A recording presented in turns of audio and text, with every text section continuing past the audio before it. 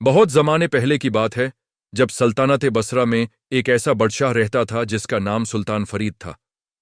वो इतना नर्म दिल और आदिल था कि उसकी प्रजा उसे अपना बाप मानती थी। उसके दरबार में इल्म और हुनर के लोग हमेशा मौजूद रहते। सल्तनत की एक सीमा ऊंचाई पहाड़ों से मिलती थी और दूसरी तरफ एक बहुत बड़ी झील थी जिसका पानी नीले आसमां की तरह साफ और ठंडा था। सुल्तान फरीद को इस झील से अनोखा लगना था। उसने झील के किनारे एक ऐसा महल बनवाया था कि देखने वाला देखता ही रह जाए। सेफ्ट संगमरमर, सर तक आसमां को छुट्टी मीनारें और छत पर एक खुली जगह जहां से पूरी झील एक नक्शा की तरह नजर आती थी। गर्मियों और बरसात के दिनों में सुल्तान फरीद अक्सर उसी जगह बैठ के झील की लहरों को देखता, सोचता और अपना मन हल्का करता। एक रोज का जिक्र है, सुबह का वक्त था। सुल्तान फरीद अपने खास सरदारों के साथ छत की बड़ी खिड़की के करीब बैठा था।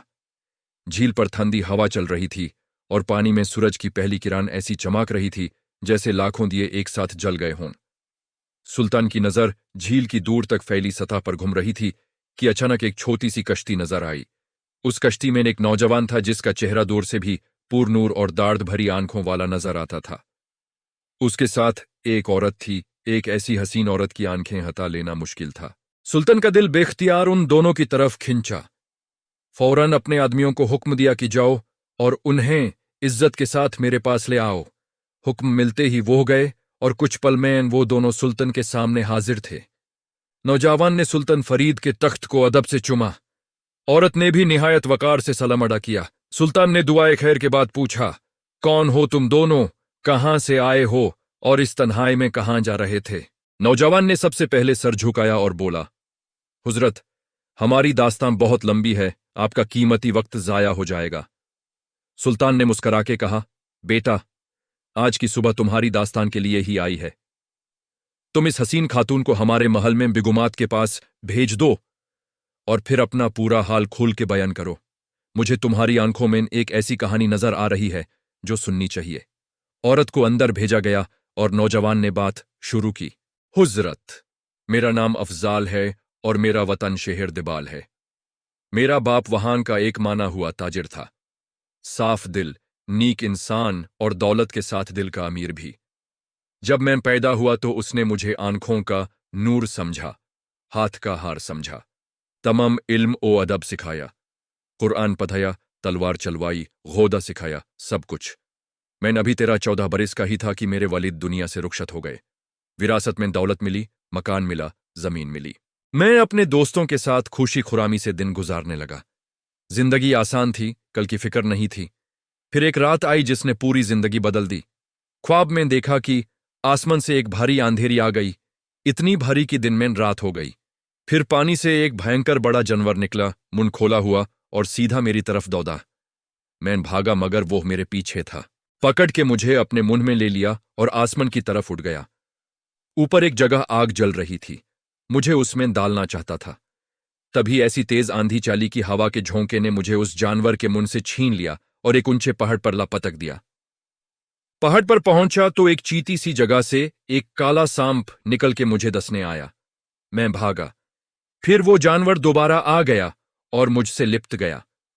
अचानक जंगल से एक शेर निकला और मुझे सांप समेत घसीट के पहाड़ से नीचे ले आया।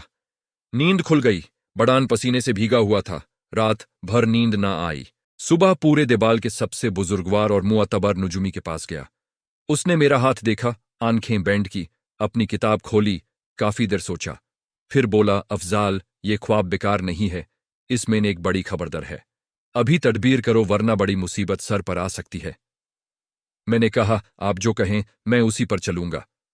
उसने कहा, कुछ दिन शहर से दूर किसी सुनसान बाग या जंगल में बिल्कुल तन्हा रहे, किसी इंसान से मिलना जुलना मत। यह एक ही तदबीर है जो तुझे महफूज रखेगी। मैंने नुजुमी की बात मान ली। दूसरे दिन ही शहर के बाहर एक दूर के बाग में चला गया। मगर मुझे आदत थी दोस्तों के साथ रहने की, हंसने बोलने की, शोर शराबे की। तन्हाई भारी सी लगी, चुभती सी लगी। थोड़ी देर में दिल बेचैन हो गया। तब सोचा कि कुछ करो, कुछ ऐसा ढूंढो जिसमें दिल लगे। बाग के बिल्कुल पास एक ऐसी जगह थी जहां तरह तरह के परिंदे और जानवर आजाद घूमते रहते थे। मैं उधर निकाल गया। एक पेड़ की छाया में खड़ा होकर उन्हें देखने लगा। अचानक एक ऐसा परिंदा दिखा कि आंखें खुली रह गईं। काफी ऊंचे कड़का, पर इतने बड़े, चमकीले, रंग-बरंगी की जैसे आसमान ने अपनी रोशनी उसमें भर दी हो। दिल उछाल पड़ा कि काश ये मेरे घर में हो।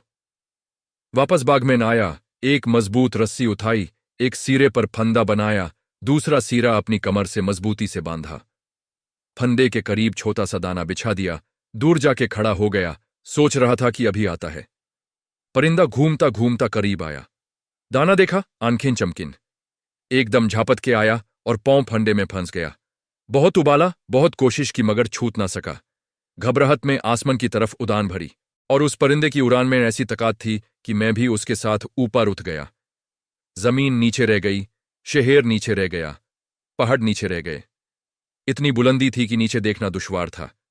अपने आप को कोसता रहा कि क्यों ने इस अनजानी बला को गले लगाया। खुदा को याद करने लगा, दुआएं मांगने लगा। काफी देर तक परिंदा उड़ता रहा, फिर धीरे धीरे नीचे उतारने लगा। एक जाजीरे पर, झील के किनारे एक बड़े और खूबसूरत पेड़ पर उस परिंदे का आशियाना था। वो सीधा वहां पहुंचा। इत्तिफाक से मेरा हाथ पेड़ की एक मजबूत शाख पर जा लगा। रस्सी खोली, सांस ली और नीचे उतर आया। यह जजीरा निहायत खूबसूरत था। ठंडे पानी के चश्मे बह रहे थे, फलदार दरख्तों की कतारियां थीं, हवा में एक अनोखी मिठास थी। बहुत भूख लगी थी। फल खाए, पानी पिया, शाम तक सैर करता रहा। मगर जब रात आई तो दरिया से बड़े बड़े भयंकर जानवर निकले और जजीरे में छा गए। डर के एक पेड़ पर चढ़ गया। रात भर वहां बैठा रहा, नींद का सवाल ही नहीं था। सुबह आई तो नीचे उतरा और घूमने लगा। अचानक पानी पर नजर पड़ी, कतार में कश्तियां चली आ रही थीं। किनारे लगी तो उनमें से ऐसे लोग निकले जिनकी न सूरत हमारे जैसी थी, न लिबास। डर के फिर एक पेड़ पर चढ़ गया। वो लोग सारा सामान उतार के उनमें से एक निहायत खूबसूरत छोटा सा नौजवान को मेरे करीब एक सयदार पेड़ के नीचे तख्त बिछा के, खाना पीना रख के, खैरबड़ के वापस चले गए। पल भर में कश्तियां आंखों से ओझल हो गईं। मैं पेड़ से उतरा, उस नौजवान के पास गया, आदब से सलाम किया। मेरी सूरत देखते ही उस नौजवान के मुंह से एक जबरदस्त चीख निकली और वो तख्त से गिर के बेहोश हो गया। मैंने उसका सर जमीन से उठा के अपने जानों पर रखा, पानी के छींटे मारे।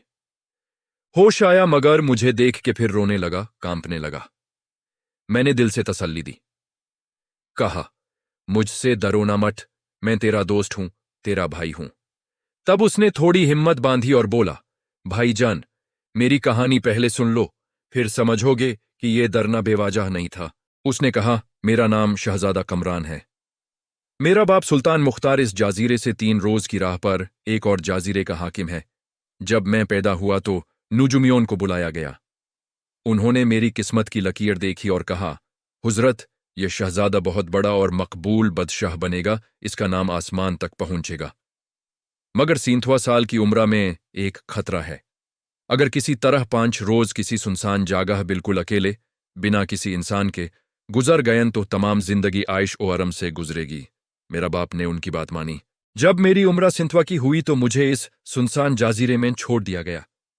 तुम आए तो यकीन हो गया कि मेरी मौत आ गई, क्योंकि मेरा बचना इसी बात पर था कि कोई इंसान मेरे पास ना पहुंचे। इसलिए तुझे देख के आंसू निकल आए। मैंने शहजादा कमरान को निहायत तसल्ली दी। कहा, शहजादा, मुझसे बिल्कुल मत डरो। मैं हूं तुम्हारा भाई, तुम्हारा खिदमतगार। जब तक सांस है कोई आफत तुम्हारे ऊपर नहीं आने दूंगा।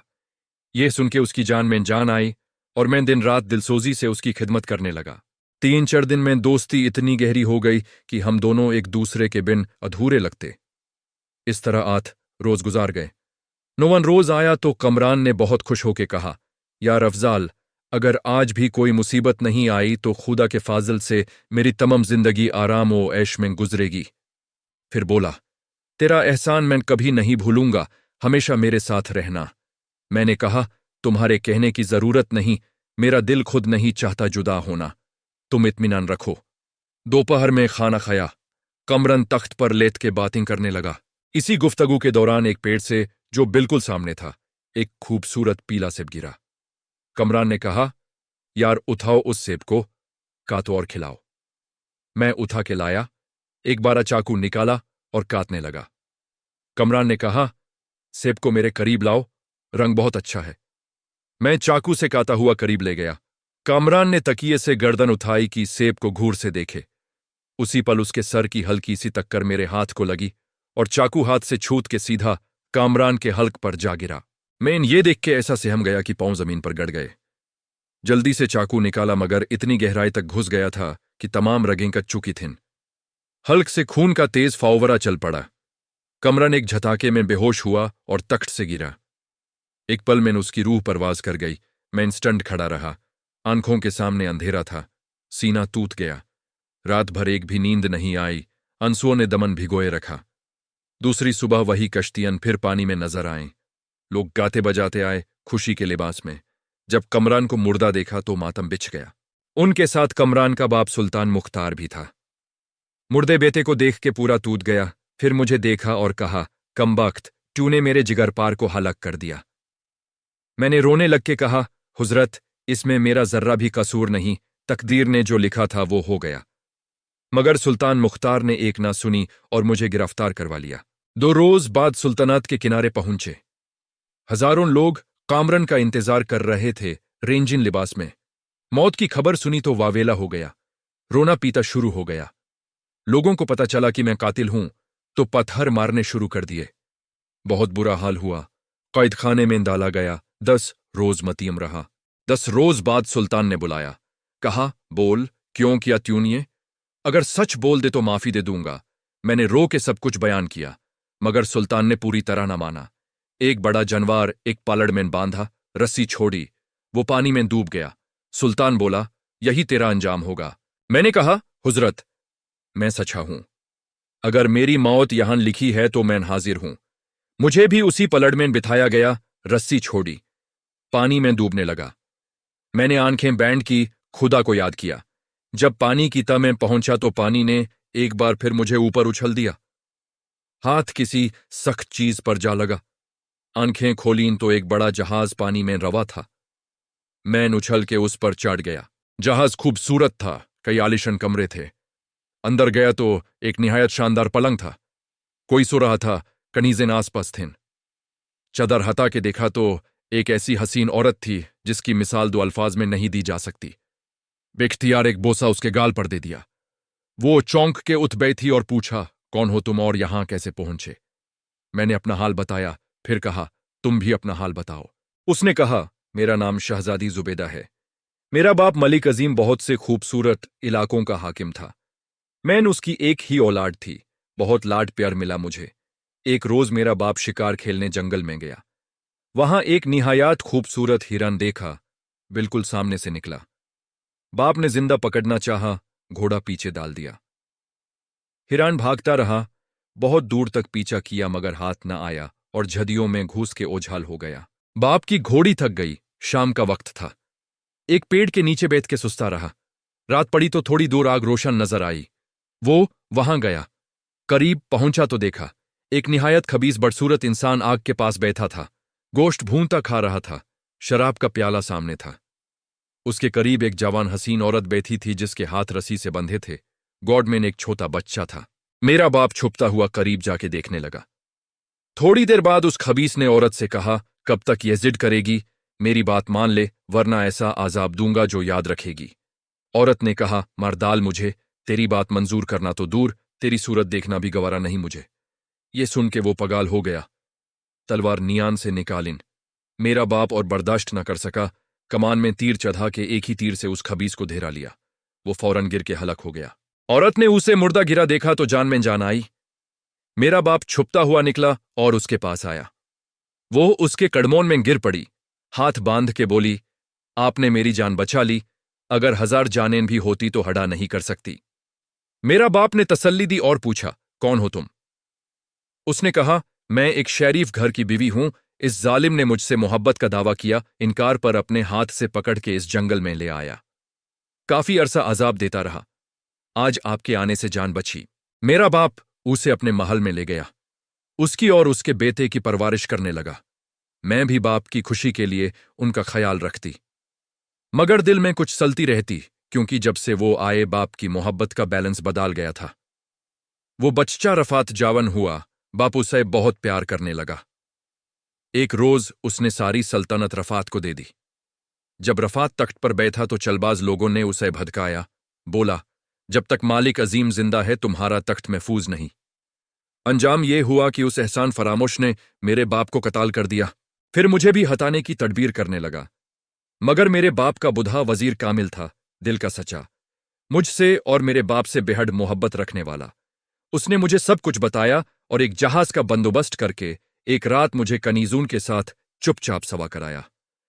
बोला, अभी यहां से चली जाओ, हम रफात से तख्तो ताज चीनेंगे तब वापस बुलाएंगे।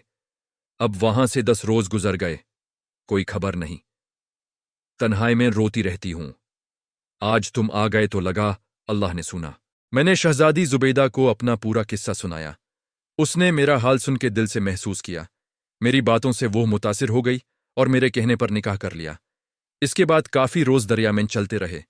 12वीं रोज एक बड़ा शहर नजर आया। करीब पहुंचे तो सामने काफी कश्तियां आईं, मुसल्लह लोग सवार थे। जुबैदा ने कहा, हम सब मर्दाना लिबास पहनते हैं और लड़ते हैं। सबने पहना और हम भरदुम से लाड़े। बहुत से दुश्मन हमारे हाथों कताल हुए, मगर वो हजारों थे और हम मुट्ठी भर। आखिर तमाम कनीजें शहीद हो गईं, सिर्फ मैं और जुबैदा बचे और हम गिरफ्तार हो गए। किनारे पर उनका बदशाह मलक जफार था, भरी भीड़ के साथ। सामने उसके बेटे की लाश पड़ी थी जो हमारे हाथों मारा गया था। बदशाह की आंखों में आग थी। बोला, कमबख्तो, मेरे बेटे को मार दिया, अब देखता हूं तुम्हारा अंजाम। हम दोनों को किले में ले गया। वहां शहजादे की बीवी चिल्लती आई और बदशाह से कहा, यही हैं वो जालिम। बदशाह ने कहा, हाँ, आज इनकी जिंदगी खत्म होती है। मगर जब उस औरत की नजर हमारे पर पड़ी तो आंखों में एक चमक आई। फौरन बदशाह से कहने लगी, हुजरत, इन्हें मेरे सुपुर्द कर दो, मैं खुद सजा दूंगी। बदशाह ने मान लिया और हम उसके हवाले कर दिए गए। वो मालिका नरगिस हम दोनों को अपने घर ले गई। निहायत उम्दा खाना खिलाया, मोहब्बत से पेश आई। रात हुई तो कहने लगी, तुम्हारी सूरत ने मेरे शौहर का घम आज ही भुला दिया। तुम्हें मौत के मुंह से बचाया तो इसलिए कि मेरे साथ जिंदगी गुजारो। जुबैदा ने कान में बोला, मर्दाना लिबास में हूं, पता चल गया तो मार डलेगी। मैंने कहा, डरोना मत। मलिका को अलग ले जाके कहा, हम दोनों भाई हैं, हमारे मजहब में एक औरत का 2 भाइयों के साथ रहना हराम है। मेरा भाई छोटा है, रिश्ता सिर्फ मुझसे हो सकता है, मान ली। मगर दिल में जानता था कि कल फिर वही बात आएगी। तब तकदीर ने करोरवात ली। लोगों को खबर लगी कि मालिका ने बदशाह का सर उदाया। गिरूह मुसल्लाह होके घर पर चढ़ा, मुहासरा कर लिया। हमने दरवाजा अंदर से बुंद करके शाम तक लादा। शाम को वो अपने घरों को गए। मैंने मालिका से कहा, अब यहां रहना ठीक नहीं। वो मान गई। हम सबको दरिया के किनारे ले गई, सामान लिया, कश्ती में बैठ के छल पड़े। कश्ती थोड़ी दूर गई तो मालिका ने फिर वही जिद शुरू कर दी। बहुत तो कहे, बहुत हताया, नहीं मानी। तब मैंने मौका देख के दरिया में धक्का दे दिया और खुदा का शुक्र अदा किया। काफी रोज बाद एक जजीरे के किनारे कश्ती लगी। थके हारे थे, नींद बिल्कुल नहीं आई थी दिनों से। एक सैदार पेड़ के नीचे लेट गए और आंखें लुक गईं। थोड़ी देर में लोगों की आवाजें आईं। आंखें खोलीं तो बहुत से लोग गिर्द खड़े थे और उनके साथ एक 17-8 बरस का नौजवान था, सर पर ताज, शाही लिबास। जुबैदा की जो नजर उस पर पड़ी तो उसका रंग बिल्कुल फीका पड़ गया, लर्जा।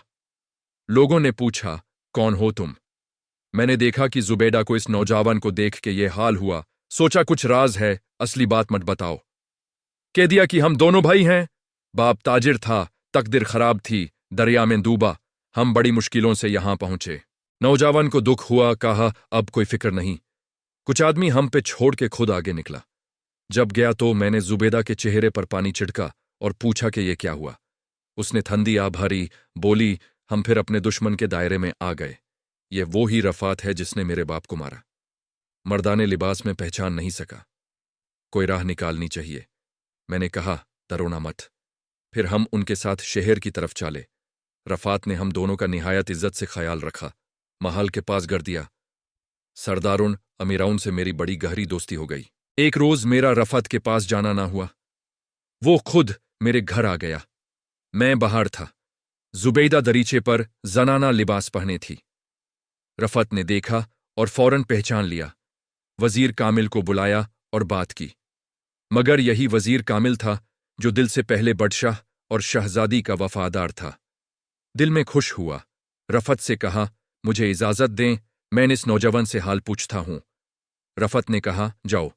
वजीर मेरे पास आया और सब बताया। मैंने कहा, कामिल साहब, तुम बुजुर्ग हो, बताओ क्या करना चाहिए। उसने कहा, आप मत घबराओ, आज रात सब ठीक हो जाएगा। वजीर ने शहर के तमाम पहले बदशाह के तरफदार सरदारों को जमा किया और उसी रात रफात का खातिमा कर दिया। वजीर ने जुबैदा को तख्त पर बिठाना चाहा, मगर जुबैदा ने कहा, मैं औरत हूं, बादशाहत मुझे नहीं सजती। तुम मेरे शौहर हो, जो ठीक समझो करो। मैंने सल्तनत के काम संभाले, तमाम लोग खुश रहे। एक रोज वातन की, मां की, दोस्तों की याद ने आंख भिगोई दी। जुबैदा को बताया तो बोली, मैं तेरी फर्माबरदार हूं, जो तुम चाहो वही मुझे मंजूर है। वजीर कामिल को कायम मकाम बनाया, तमाम सरदारों को कह दिया, और फिर कुछ सिपाहियों के साथ जवाहिर और खाने पीने का सामान लेके जहाज पर सवार हुए। छाते रोज बड़ी आंधी आई, जुबैदा दुआएं मांगती रही। 4 रोज बाद हवा रुकी।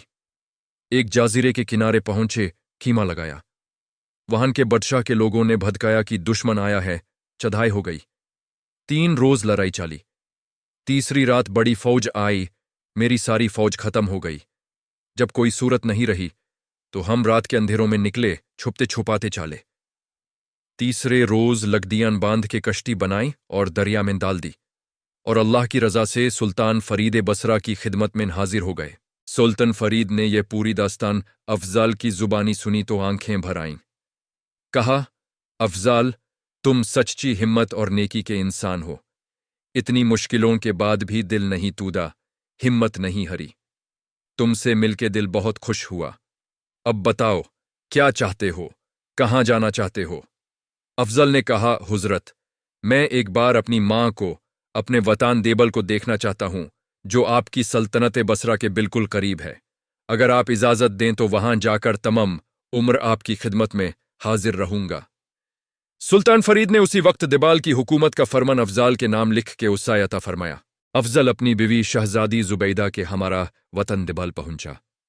मान से मिला, दोस्तों से मिला। बरसों की जुदाई का दाढ़ पल भर में मिट गया, और फिर तमाम बाकी जिंदगी सुख, इज्जत और इत्मीनान के साथ सल्तनत बसरा की छाउन में गुजार दी।